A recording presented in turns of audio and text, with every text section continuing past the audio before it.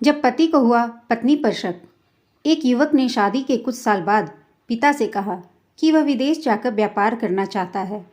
पिता ने उसकी मंजूरी उसे दे दी। युवक अपने माँ बाप और गर्भवती पत्नी को छोड़कर व्यापार करने विदेश चला गया।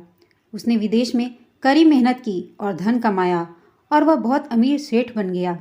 लगभग 15 वर्ष धन कमाने में बीत गए तो उसे वापस घर लौटने की इच्छा हुई।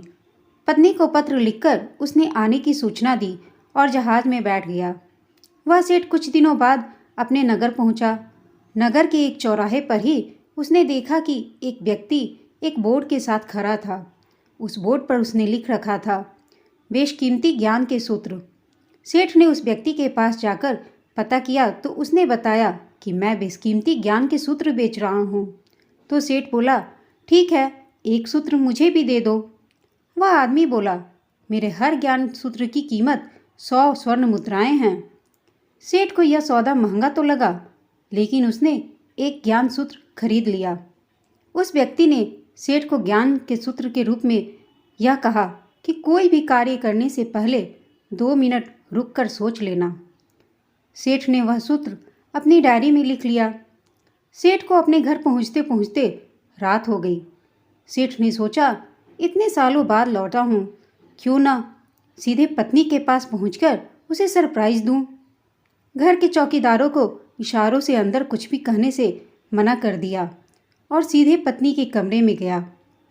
वहाँ का नज़ारा देखकर सेठ एकदम से चौंक गया। उसने देखा कि उसकी पत्नी के साथ एक युवक सोया हुआ था। यह देखकर सेठ गुस्से से आग बबूला हो गया।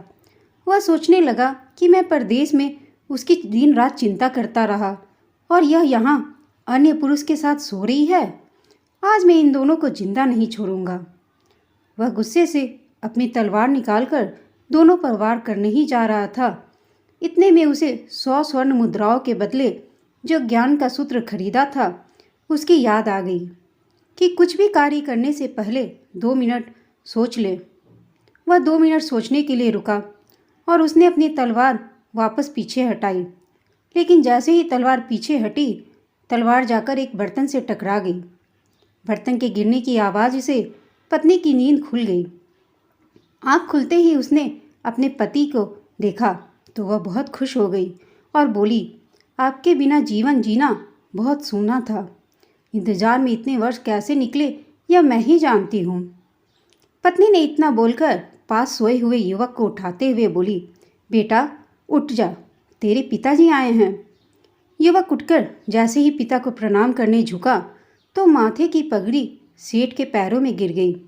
उसके लंबे लंबे बाल बिखर गए। सेठ की पत्नी ने कहा, यह आपकी बेटी है, इसके सम्मान को कोई आँच न आए, इसलिए मैंने इसे बचपन से ही पुत्र के समान पालन पोषण और संस्कार दिए हैं। यह सुनकर सेठ की आंखों से आंसू की धारा बह निकली। उसने पत्नी और बेटी को गले से लगा लिया और सोचने लगा कि यदि आज मैंने उस ज्ञान सूत्र पर अमल नहीं किया होता तो आवेश में आकर कितना अनर्थ हो जाता। मेरे हाथों से मेरा ही निर्दोष परिवार खत्म हो जाता। दोस्तों, इस कहानी से यही शिक्षा मिलती है कि जल्दबाजी में आकर कोई निर्णय न लेवें, क्योंकि जब हम आवेश में होते हैं तो हमें अच्छे बुरे का ख्याल नहीं रहता। इसलिए गुस्सा होने की स्थिति में कोई भी निर्णय ना लें। कुछ देर रुके और दिमाग ठंडा होने दें और फिर सोचें कि क्या सही है और क्या गलत। कभी कभी गुस्से में सामने जो दिखता है वो सच नहीं होता, इसलिए अपने आप को शांत रखना चाहिए उस समय। दोस्तों, यह छोटी सी कहानी आपको कैसी लगी हमें कमेंट करके बताइएगा। साथ ही एक रिक्वेस्ट है, अगर कहानी अच्छी लगी हो तो इसे लाइक, शेयर और चैनल को सब्सक्राइब अवश्य कर दीजिएगा। कहानी सुनने के लिए आप सबका धन्यवाद।